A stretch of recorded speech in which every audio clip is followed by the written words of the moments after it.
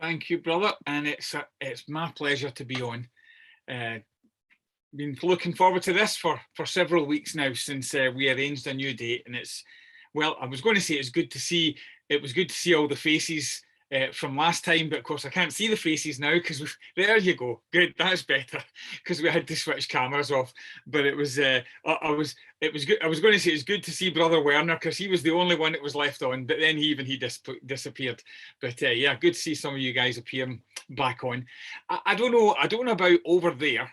When I was growing up in Scotland, one of the questions that was always asked was, what do you want to be when you grow up? That, that if you went to see your aunts and uncles, or you were bumped into some of your friends or your parents, that's what they would ask. What do you want to be when you grow up? And of course they meant, what job do you want to do? What career do you want to start? That sort of thing. I don't know, maybe I'm walking in the wrong circles. I don't hear that asked so often anymore of the young people today. I don't know why. I don't know why that stopped. So I decided that I would go online and I would have a look at the differences between what kids in my generation wanted to be when they grow up compared to what kids today want to be when they grow up. And there was some differences. I looked at the top 25 answers for each generation, and there was a lot of the same ones on there. Some of them had moved further up. Of course, there were some new ones on there, like, vlogger or blogger, or, stuff that we didn't even know about when I was, a kid. So there were some new ones on there, but there was the same ones that moved position a little bit: doctor, astronaut, racing car driver, all of those kind of things. Even cowboy was on there for some reason in the top 25 in both generations. I thought that was interesting, and I did a little bit of digging, and I looked behind the reasons. I looked at the reasons behind why kids wanted to be those things when they grow up, and usually the reasons were something to do with glory, or sometimes wealth, but that wasn't a big one actually, but glory, or the impact that you can have on other people or on society, the influence that you can have. There was a lot of self-fulfillment in there, even for some of the occupations that you would describe as being more serving, since we're talking about that today, since we've read the passage in John 13, even like teacher. They were saying that a lot of kids wanted to be teachers because they remember the kind of impact their teacher had in them, and they want to have that kind of impact on others. So even in those kind of categories, there was a lot of self-fulfillment there. And do you know what was never there? Was not on either list. There was never anything like backstage worker. There was plenty who wanted to be actors and actresses. Nobody wanted to be a backstage worker. Nobody said, what do you want to be when you grow up? I want to be the guy that moves the scenery around or switches the lights on. Nobody'd ever put that on the list. It just didn't seem to appeal. Nobody ever put servant. There was no room for servant on any of those lists. It just didn't seem to appeal. And to be fair, when anybody asked me what I wanted to be when I grow up, I never said servant. And yet we read this passage in John 13, and we are supposed to buy into this idea of servanthood and being a servant as something that we are supposed to aspire to. Now, you can tell from the text, and thank you to the brother who read that for us. Thank you also, Neffin, for choosing those songs. I know you looked for Lord Make Me a Servant. We couldn't find the a cappella version to that, but the song you led at the beginning, or introduced us to at the beginning, ought to be like the perfect introduction for the thoughts today. But you can tell from John 13 that this idea of being a servant was not exactly what the disciples had signed up for. Jesus takes the towel, and he takes the basin of water, and he starts washing the disciples' feet.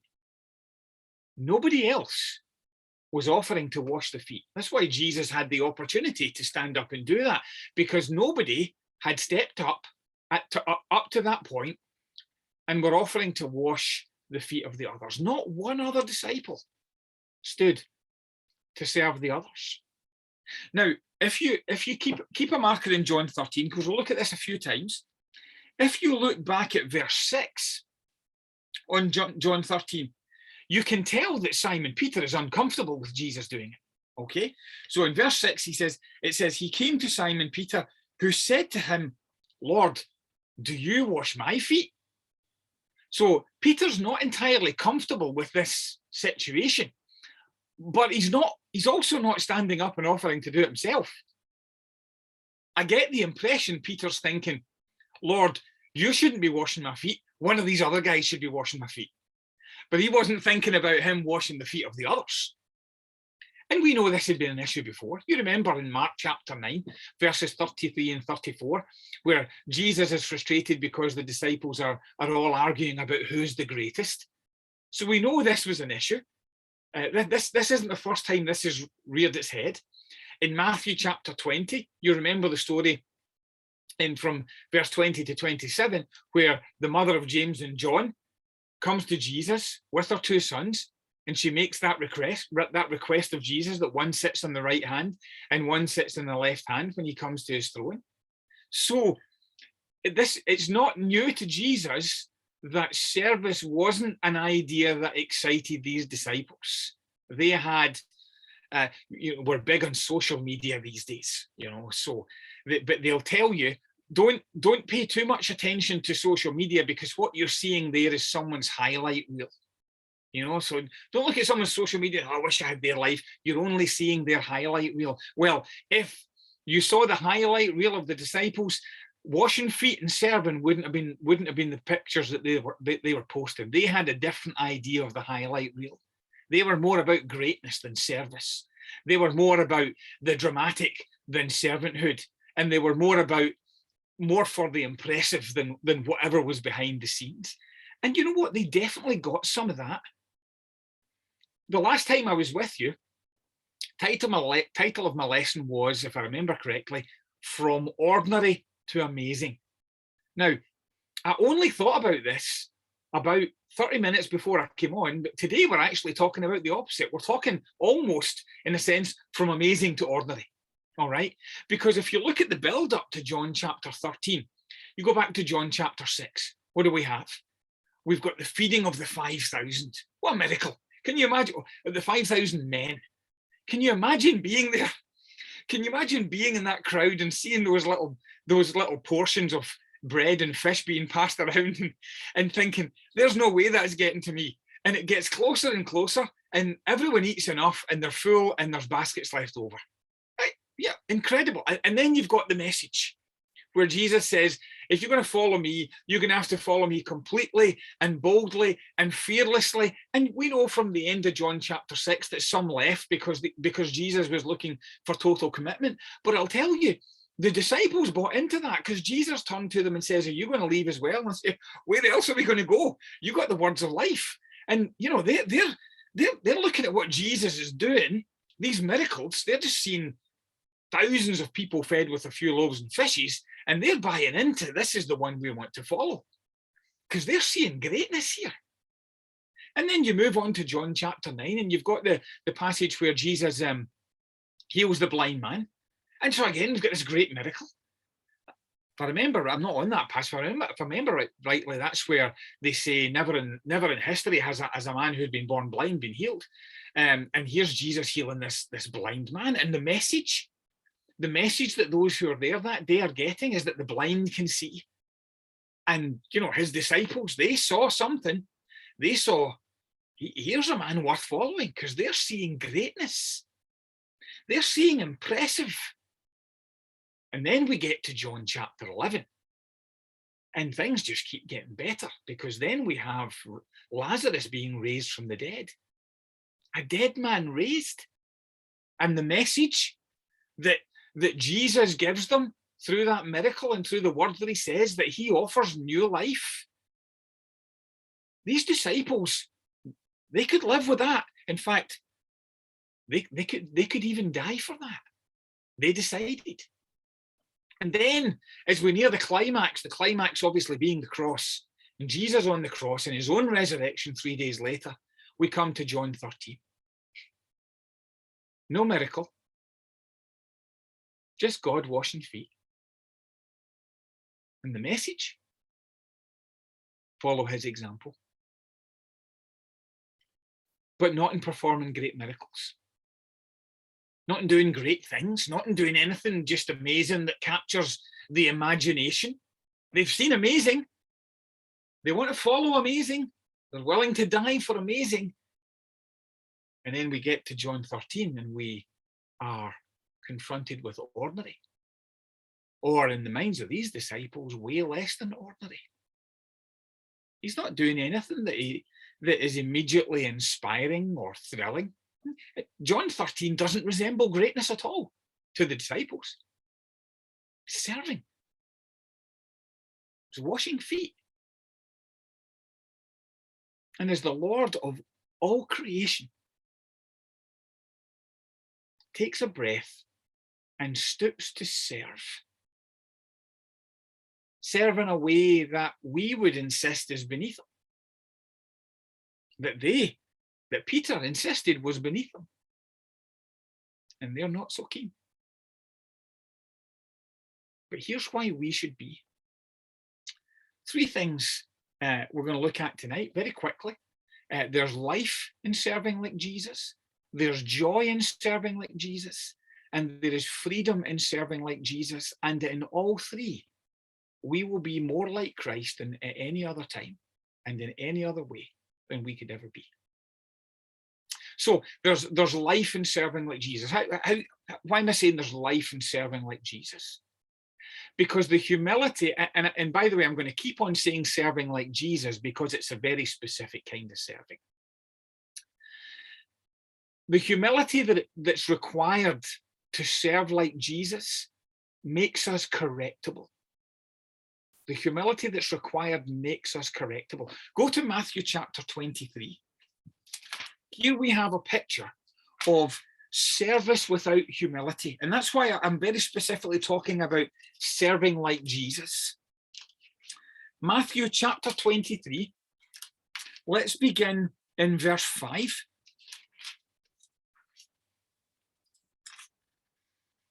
And we're going to read verse 5 through 8, and we're going to jump to verse 15 and also verse 23. Okay, so first of all, verse 5 through 8. And of course, you know here that Jesus is talking about the Pharisees who were serving the people. They were serving the people of Israel. And many times they were serving themselves, but they were serving the people of Israel, but not with the same humility that Jesus had. So not serving like Jesus. Verse 5, they do all their deeds to be seen by others.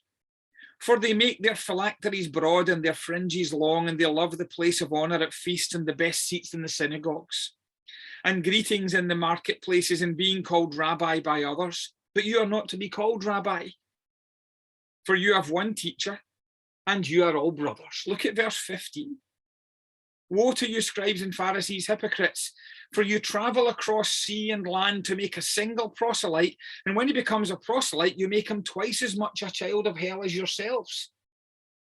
Strong words for those who thought they were serving, or who were serving. Verse 23, woe to you, scribes and Pharisees, hypocrites, for you tithe mint and dill and cumin, and have neglected the weightier matters of the law, justice and mercy and faithfulness. These you ought to have done without neglecting the others. They were serving, but they weren't serving with the humility of Jesus. They were doing many of the right things, but not with the same, they weren't doing it like Jesus. Jesus leaves them in no doubt in verse 12. He says to them, whoever exalts himself will be humbled, and whoever humbles himself will be exalted. The Pharisees' problem wasn't one of a lack of service, it was a lack of humility. And the lack of humility rendered them unable to be corrected. We need to have that humility that makes us correctable, because it is being correct. We know the problems Jesus ran into trying to correct the Pharisees. They weren't able to take that. And it's that ability of being correctable that makes us savable. Look at the 50th Psalm, Psalm 50, and keep a marker in John 13 if you can. 50th Psalm. Let's look at verse 16 and 17 and verse 23. Psalm 50, 16 and 17. But to the wicked God says, what right have you to recite my statutes or take my covenant on your lips? For you hate discipline and you cast my words behind you. But look at verse 23. The one who offers thanksgiving as his sacrifice glories me. To one who orders his way rightly, I will show the salvation of God. That's only shown to the one who's willing to listen to the instruction. That's only shown to the one who's humble enough to be corrected by the word of God.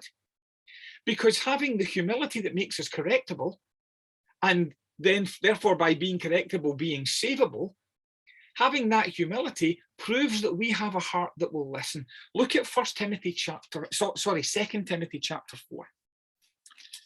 2 Timothy chapter 4, verses 3 and 4.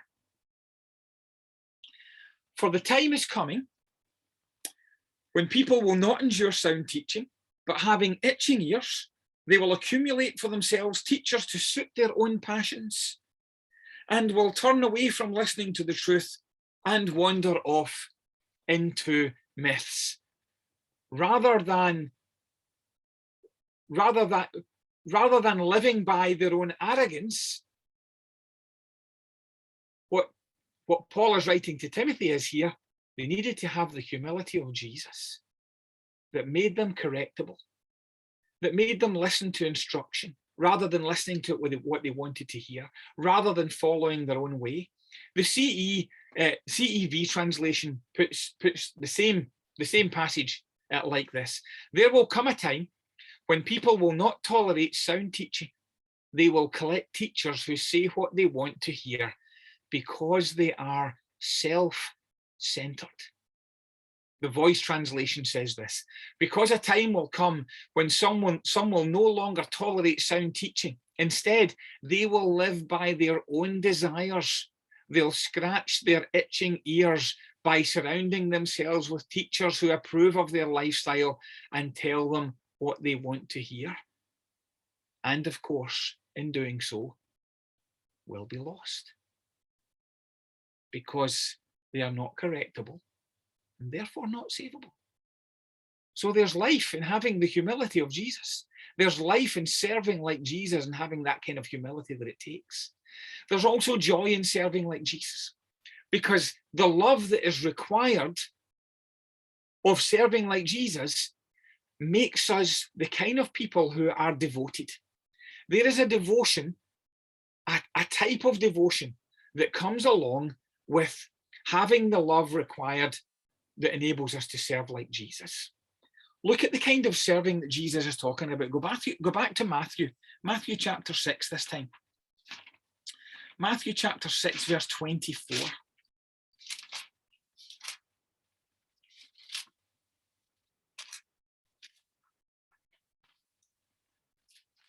Okay, Matthew 6, verse 24. No one can serve two masters, for either he will hate the one and love the other, or he will be devoted to the one and despise the other. You cannot serve God and money. Now, Jesus quite clearly says you can't serve two masters. Well, that may be arguable. Someone may argue, well, I can serve two masters. Maybe someone even has two jobs. I'm serving this boss in this job, and I'm serving this boss in this job. But that's because you're talking about the type, that's because you're not talking about the type of service that Jesus is talking about. Jesus is talking about the level of service where there is not another one who is competing for that loyalty or for that devotion. He is talking about a kind of love where something is not just number one on the list, it's just the list. That's it. There's no number two. I love that we can talk about God not having to be number one on our list, just being it. It's just God. There's nothing else on the list, because when it's just God, everything else that would have been on the list takes care of itself. if we are the kind of people that he wants us to be. But the kind of devotion, the kind of service that Jesus is talking about requires a devotion where there's no one else competing for that. The devotion when we're serving like that, it just comes natural. There's an interesting passage in 1 Kings chapter 10. Go there with me. 1 Kings chapter 10, verse 8.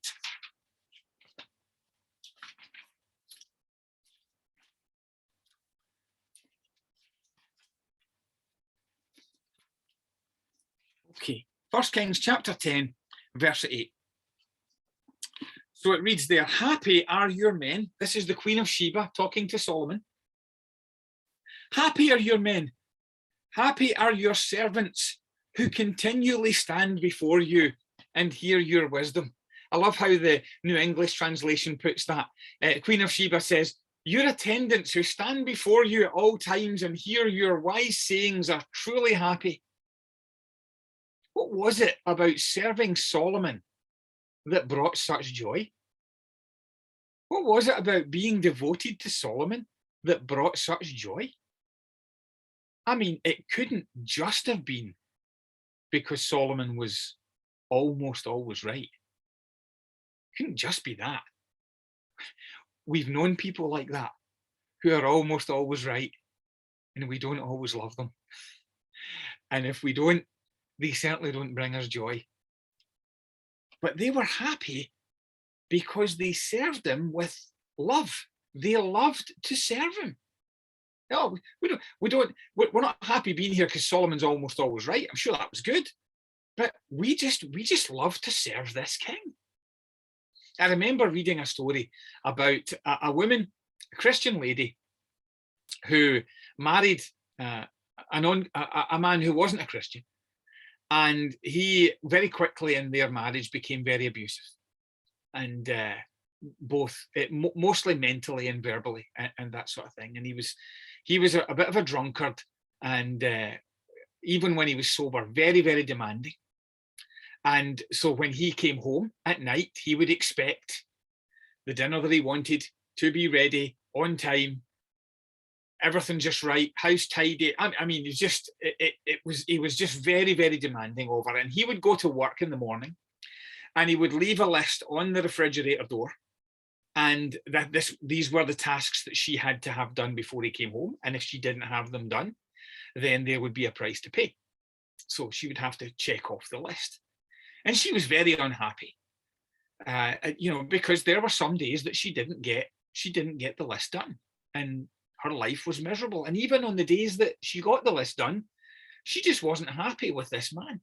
Well, the man's drunken lifestyle brought him to an early grave, and the woman met and married a fine Christian man, and she was so happy.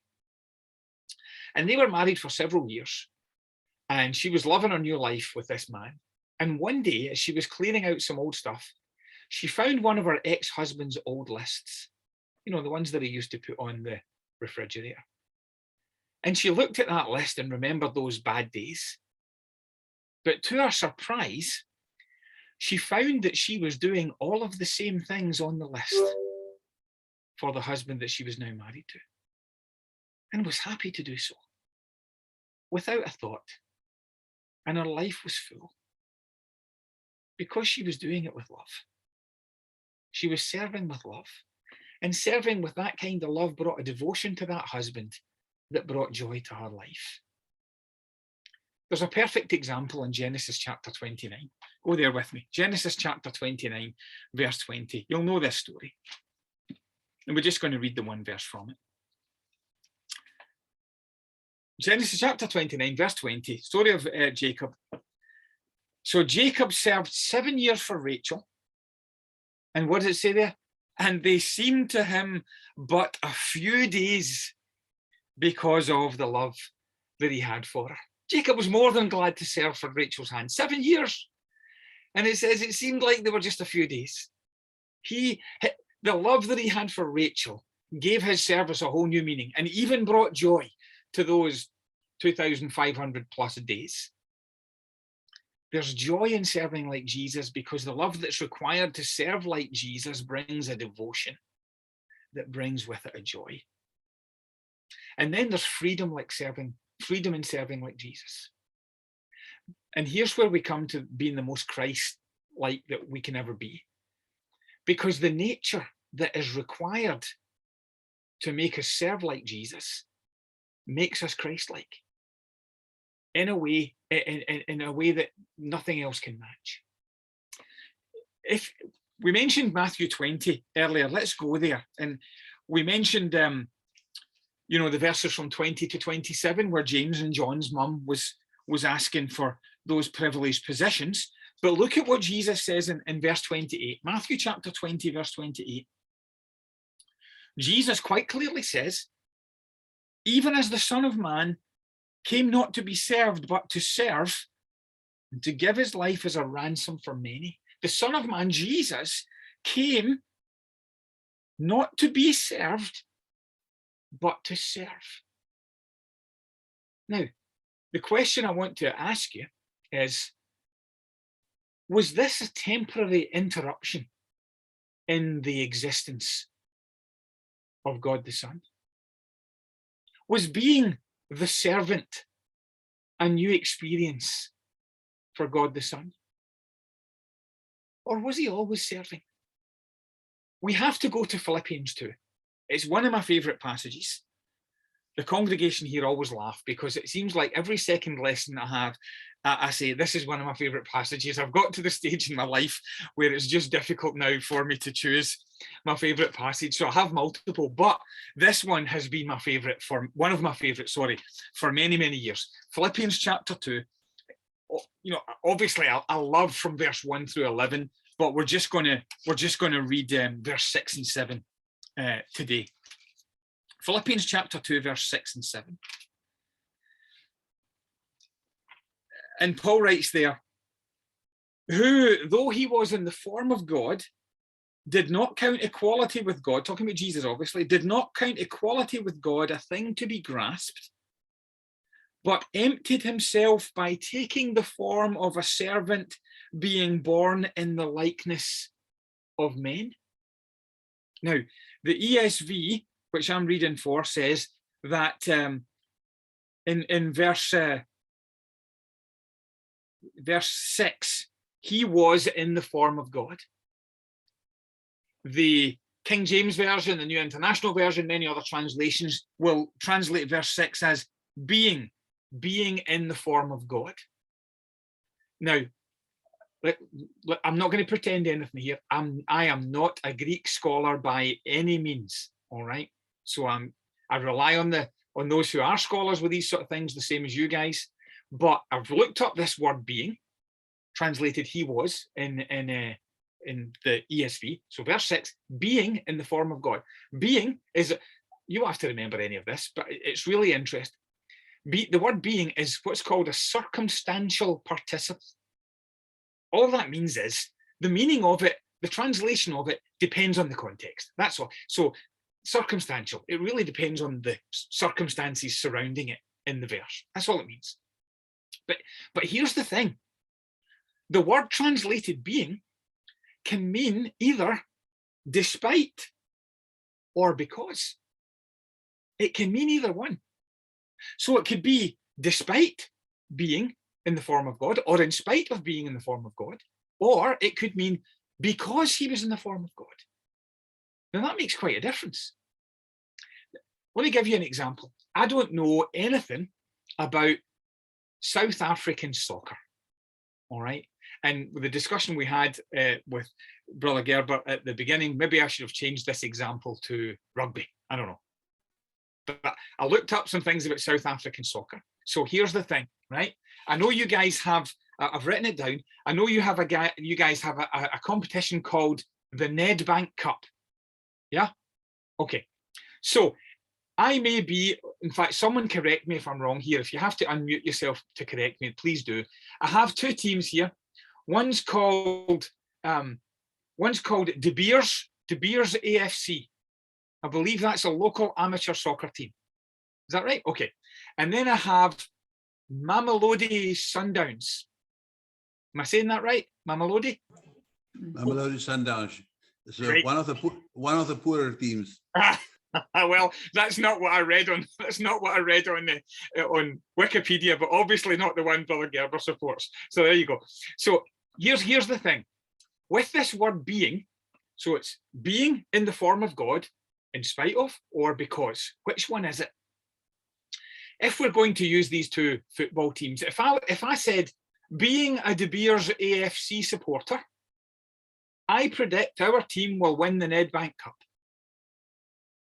Right? And I'm seeing some shaking of the heads there.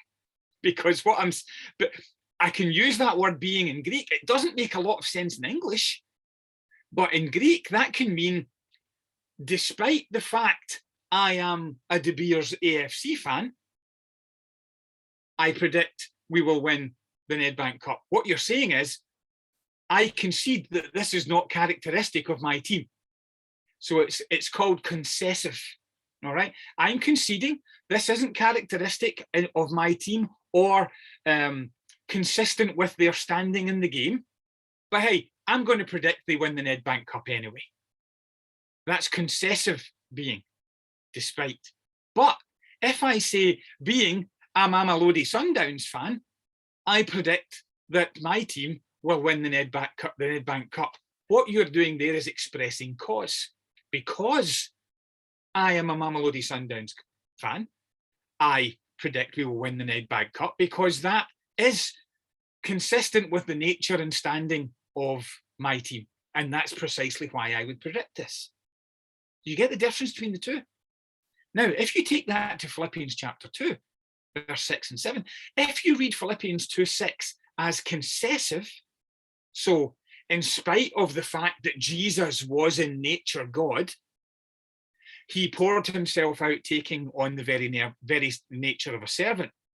If you read it as concessive, what you're reading is Jesus is God, and in spite of being God, he changed. He gave that up and changed and became something that he was not, that being a servant.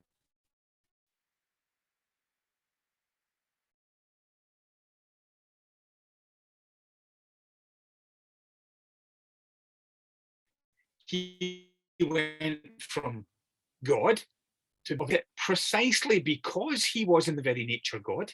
He poured himself out by taking the form of bondservant, born in the likeness of men. Now, you'll see most of your translations have a comma placed between servant and being born in the likeness of men. But that's not in the Greek.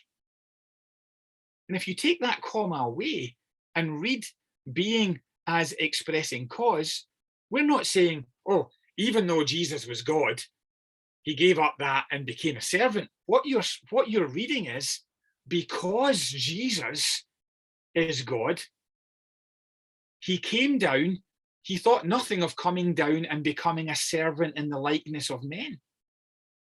It's not that he is giving up being God and becoming a servant.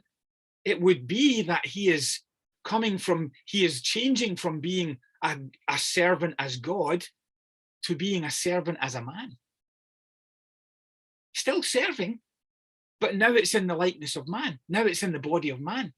The New American Standard Version translates it quite well, really, where it says, who, as he already existed in the form of God, did not consider equality with God something to be grasped, but emptied himself by taking the form of a bondservant, being born in the likeness of men. He hasn't all of a sudden become a servant. He's all of a sudden become a man. John Ortberg, well-known writer, he puts it well, and I love this quote. He says, when Jesus came as a servant, he wasn't disguising who God is. He was revealing who God is. Now, being like him, being Christ-like, that should be enough. That should be enough. But how does that translate into freedom? That's what we said. There's a freedom in serving like Christ. Well, when we become that Christ-like, it frees us from comparisons. As human nature, we've always wanted to be comparatively impressive. we want to be doing better than the guy next to us, or, you know, the neighbour, or whatever it might be. We have an expression in the UK, I don't know if it's worldwide, where it's keeping up with the Joneses. You know, you just always want to go one better. And we remember that. You know, the Pharisees were like that. We see that in Luke chapter 18. We've talked already about the disciples in Mark chapter 9. Do you remember the older brother in the parable of the prodigal son?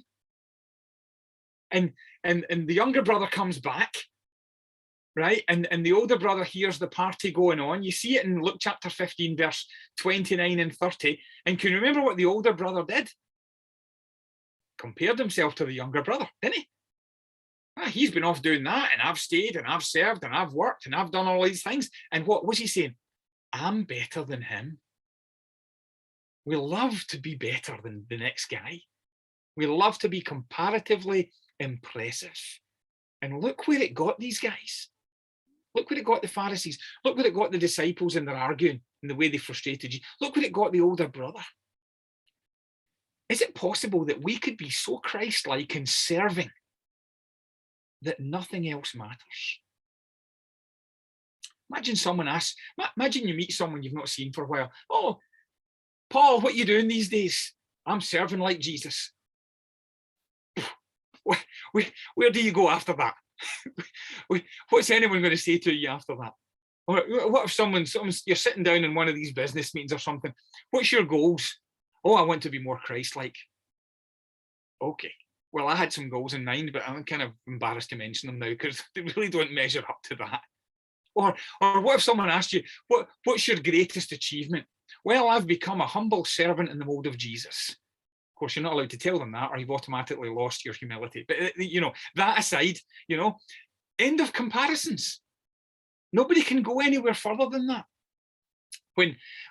Sometimes when I'm talking with people who maybe we haven't seen for a while, and they'll ask about Nicole, and they'll say, what's Nicole doing these days? And my first answer all the time is she's faithful. I know what they mean. What job's she doing, or, you know, this and that? Is she dating anybody? Is she married? I know they mean all that. What's Nicole doing these days? She's faithful.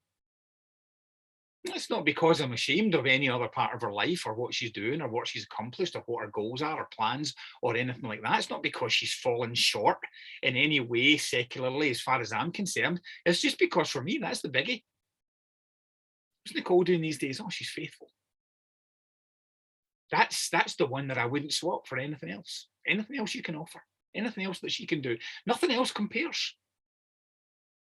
Go with me to Luke chapter 6 as we begin to wrap up here. Luke chapter 6, look at verse 40.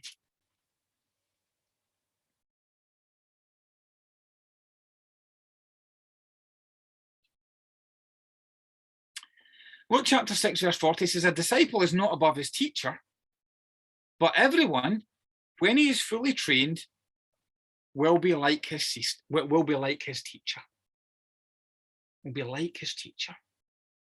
What do you want to be when you grow up? I want to be like Jesus, the servant God. The servant God who didn't go about looking for the big things to do. He saw needs and he met them. Okay, sometimes it was with a miracle. People were hungry, he fed them. Man was blind, he healed them. Man was dead and his family were grieving, he raised them and he comforted them. Sometimes he met those needs with a miracle. He's still serving. Sometimes he just met those needs with a touch. Sometimes it was just with a word. And all of that may sound very unimpressive to the world, who are looking for the big things, looking for the amazing, looking for the impressive. But think how rich life would be, and how free we would be from those kind of comparisons that plague us for most of our lives if we humbly served like Jesus. Go with me to Mark 9. We've mentioned it a couple of times. Let's just go there. Mark 9, verse 33 to 35. Excuse me. Okay, let's begin verse 33, go to verse 35, Mark chapter 9. And when they came to Capernaum, and when he was in the house, he asked them, what were you discussing on the way? but they kept silent. For on the way they had argued with one another about who was the greatest. And he sat down and called the 12, and he said to them, if anyone would be first, he must be last of all and servant of all.